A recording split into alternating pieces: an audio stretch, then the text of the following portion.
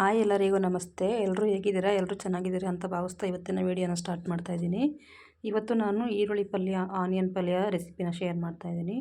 ರೊಟ್ಟಿ ಜೊತೆ, ಚಪಾತಿ, ದೋಸೆ ಜೊತೆ ಎಲ್ಲ ಸೂಪರ್ ಕಾಂಬಿನೇಷನು. ಈಗಂತೂ ಈರುಳ್ಳಿ ಕಡಿಮೆ ಇದೆ.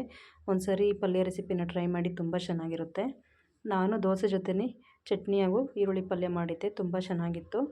ಮತ್ತು ಮಕ್ಕಳಿಗೆ ಲಂಚ್ ಬಾಕ್ಸ್ಗೂ ಕೂಡ ಈ ರೆಸಿಪಿ ಆಗುತ್ತೆ. ತುಂಬ ಚೆನ್ನಾಗಿ ಬರುತ್ತೆ, ಲಂಚ್ ಬಾಕ್ಸ್ಗೂ ಕೂಡ ಚೆನ್ನಾಗಿ ಕೂಡ ಇರುತ್ತೆ, ಮಕ್ಕಳು ಇಷ್ಟಪಟ್ಟು ತಿಂತಾರೆ. ಈಗ ಈರುಳ್ಳಿ ಪಲ್ಯ ಮಾಡೋದಕ್ಕೆ ಏನೆಲ್ಲ ಬೇಕು ಅಂತ ನೋಡ್ಕೊಂಡು ಬರೋಣ ಬನ್ನಿ. ಒಂದು ಅರ್ಧ kg ಅಷ್ಟು ಈರುಳ್ಳಿ ಕಟ್ ಮಾಡಿ ಇಟ್ಕೊಂಡಿದ್ದೀನಿ. ಕರಿಬೇವಿನ ಸೊಪ್ಪು, ಕೊತ್ತಂಬರಿ ಸೊಪ್ಪು, ಉಪ್ಪು, ಅರಿಶಿನ ಮತ್ತು ಅಚ್ಕಾರದ ಪುಡಿ, ಸಾಸಿವೆ ಮತ್ತು ಜೀರಿಗೆ, ಗರಂ ಮಸಾಲ, ಅರಿಶಿನ ಪುಡಿ, ಹಸಿಮೆಣ್ಸಿನ್ಕಾಯಿ, ಕರಿಬೇವಿನ ಸೊಪ್ಪು, ಕೊತ್ತಂಬರಿ ಸೊಪ್ಪು ಎಲ್ಲ ಕೂಡ ತೊಗೊಂಡಿದ್ದೀನಿ. ಈಗ ಗ್ಯಾಸ್ ಹಚ್ಕೊಂಡು ಒಂದು ಬಾಣಲಿನ ಇಟ್ಕೊಳ್ಳೋಣ. ಪಲ್ಯ ಮಾಡೋದಕ್ಕೆ ಸ್ವಲ್ಪ ಎಣ್ಣೆನ ಜಾಸ್ತಿನೇ ಹಾಕ್ಕೋತಾ ಇದ್ದೀನಿ, ಯಾಕಂದರೆ ಈರುಳ್ಳಿ ಎಣ್ಣೆನಲ್ಲೇ ಬೇಯಬೇಕು. ಆದ್ದರಿಂದ ಎಣ್ಣೆ ಚೆನ್ನಾಗಿ ಕಾಯ್ದಿದೆ. ಈಗ ಸಾಸಿವೆ ಮತ್ತು ಜೀರಿಗೆನ ಹಾಕ್ಕೋತಾ ಇದ್ದೀನಿ. ಸಾಸಿವೆ ಎಲ್ಲ ಚಟಪಟ ಅಂತ ಸಿಡ್ದಾದ್ಮೇಲೆ ಇದಕ್ಕೆ ಹಚ್ಚಿಟ್ಕೊಂಡಿರುವಂಥ ಹಸಿಮೆಣ್ಸಿನ್ಕಾಯಿ, ಕರಿಬೇವಿನ ಸೊಪ್ಪನ್ನು ಹಾಕ್ತಾಯಿದ್ದೀನಿ. ಚಿಲ್ಲಿ ಪೌಡ್ರು ಕೂಡ ಬಳಸೋದ್ರಿಂದ ಮೆಣಸಿನ್ಕಾಯಿ ಸ್ವಲ್ಪ ಕಡಿಮೆ ಹಾಕ್ಕೋಬೇಕು. ಈ ರೀತಿ ಎಣ್ಣೆಗೆ ಹಾಕೋದ್ರಿಂದ ಸ್ವಲ್ಪ ಖಾರ ಕಡಿಮೆ ಆಗುತ್ತೆ ಮೆಣಸಿನ್ಕಾಯ್ದು. ಈಗ ಉದ್ದುದ್ದಾಗಿ ಸಣ್ಣದಾಗಿ ಹಚ್ಕೊಂಡಿರುವಂತಹ ಈರುಳ್ಳಿನೆಲ್ಲನೂ ಹಾಕ್ಕೋತಾ ಇದ್ದೀನಿ. ಆದಷ್ಟು ಈರುಳ್ಳಿ ಜಾಸ್ತಿ ಹಾಕ್ಕೊಟ್ರೆ ಚೆನ್ನಾಗಿರುತ್ತೆ. ಈರುಳ್ಳಿ ಚೆನ್ನಾಗಿ ಬೆಂದಾದ್ಮೇಲೆ ಪಲ್ಯ ಕಡಿಮೆ ಆಗುತ್ತೆ, ಆದ್ದರಿಂದ ಕ್ವಾಂಟಿಟಿ ನೋಡ್ಕೊಂಡು ಹಾಕ್ಕೋಬೇಕು. ಈಗ ರುಚಿಗೆ ತಕ್ಕಷ್ಟು ಉಪ್ಪು ಹಾಕ್ತಿದ್ದೀನಿ. ಉಪ್ಪನ್ನು ಹಾಕೋದ್ರಿಂದ, ಈರುಳ್ಳಿ ಹಾಕ್ದಾಗ ಉಪ್ಪು ಹಾಕೋದ್ರಿಂದ ತುಂಬ ಚೆನ್ನಾಗಿ ಉಪ್ಪು ಹಿಡಿಯುತ್ತೆ ಈರುಳ್ಳಿ, ಹಾಗೂ ಬೇಗ ಕೂಡ ಬೇಯುತ್ತೆ ಈರುಳ್ಳಿ ಕೂಡ. ಈಗ ಕರಿಬೇವಿನ ಸೊಪ್ಪು ಜೊತೆ ಎಣ್ಣೆ ಜೊತೆ ಚೆನ್ನಾಗಿ ಮಿಕ್ಸ್ ಮಾಡ್ತಾಯಿದ್ದೀನಿ ಈರುಳ್ಳಿಯನ್ನು. ಈಗ ನೋಡಿ ಚೆನ್ನಾಗಿ ಮಿಕ್ಸ್ ಕೊಡ್ತಾಯಿದ್ದೀನಿ. ಆದಷ್ಟು ಎಣ್ಣೆಯಲ್ಲೇ ಬೇಯಬೇಕು ಈರುಳ್ಳಿ.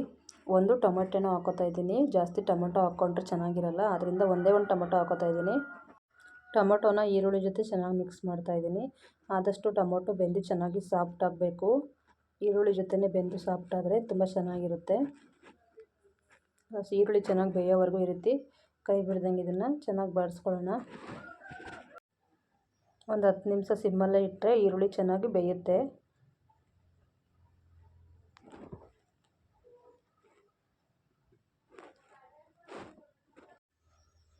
ನೋಡಿ, ಇವಾಗ ಈರುಳ್ಳಿ ಚೆನ್ನಾಗಿ ಬೆಂದಿದೆ. ಕಲರೆಲ್ಲ ಚೇಂಜ್ ಆಗಿ ಟೊಮೊಟೊ ಎಲ್ಲ ಸಾಫ್ಟಾಗಿ ಚೆನ್ನಾಗಿ ಬೆಂದಿದೆ.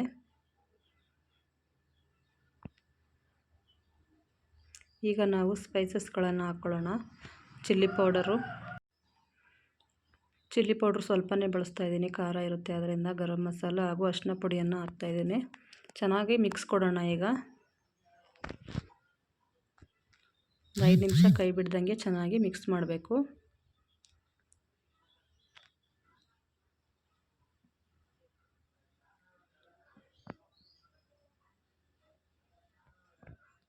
ಚೆನ್ನಾಗಿ ಈರುಳ್ಳಿ ಎಲ್ಲ ಉಪ್ಪು ಖಾರ ಎಲ್ಲ ಚೆನ್ನಾಗಿ ಹಿಡಿಬೇಕು. ಆ ರೀತಿ ಚೆನ್ನಾಗಿ ಮಿಕ್ಸ್ ಮಾಡಬೇಕು. ಕಲರೆಲ್ಲ ಚೇಂಜ್ ಆಗಿ ನೋಡಿ ಯಾವ ರೀತಿ ಕಾಣ್ತಾ ಇದೆ ಅಂತ. ತುಂಬಾ ಚೆನ್ನಾಗಿರುತ್ತೆ ತಿನ್ನೋದಕ್ಕಂತೂ. ಒಂದು ಸರಿ ಟ್ರೈ ಮಾಡಿ ರೆಸಿಪಿನ.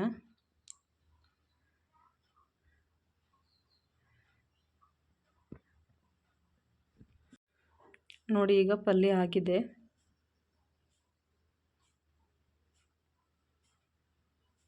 ಇದಕ್ಕೆ ಲಾಸ್ಟಲ್ಲಿ ಕೊತ್ತಂಬರಿ ಸೊಪ್ಪನ್ನು ಹಾಕ್ಕೊಂಡ್ರೆ ರೆಡಿ ಆಗುತ್ತೆ ಪಲ್ಯ ರೆಸಿಪಿ. ಕೊತ್ತಂಬರಿ ಸೊಪ್ಪನ್ನು ಹಾಕಿ ಚೆನ್ನಾಗಿ ಮಿಕ್ಸ್ ಮಾಡ್ತಾಯಿದ್ದೀನಿ.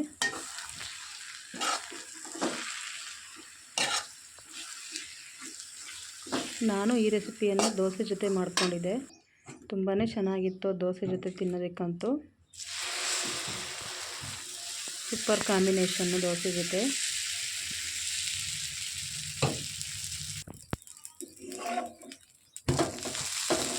ದೋಸೆ ಜೊತೆಗೆ ಚಟ್ನಿ ಕೂಡ ಮಾಡ್ಕೊಂಡಿದ್ದೆ, ಪಲ್ಯ ಜೊತೆ ಚಟ್ನಿ. ಪಲ್ಯ ಚಟ್ನಿ ಎರಡೂ ಕೂಡ ದೋಸೆಗೆ ಸೂಪರ್ ಕಾಂಬಿನೇಷನ್. ನೋಡಿದ್ರಲ್ವ ಫ್ರೆಂಡ್ಸ್ ಈರುಳ್ಳಿ ಪಲ್ಯ ಯಾವ ರೀತಿ ಮಾಡೋದು ಅಂತ. ತುಂಬಾ ಚೆನ್ನಾಗಿ ಕಾಣಿಸ್ತಾ ಇದೆ. ದೋಸೆ ಜೊತೆನೇ ಸರ್ವ್ ಮಾಡೋದಕ್ಕೆ ಕೊಟ್ಟೆ ಮಕ್ಕಳಿಗೆ, ತಿನ್ನೋದಕ್ಕೆ ತುಂಬ ಚೆನ್ನಾಗಿದೆ ಅಂತ ಹೇಳಿದ್ರು.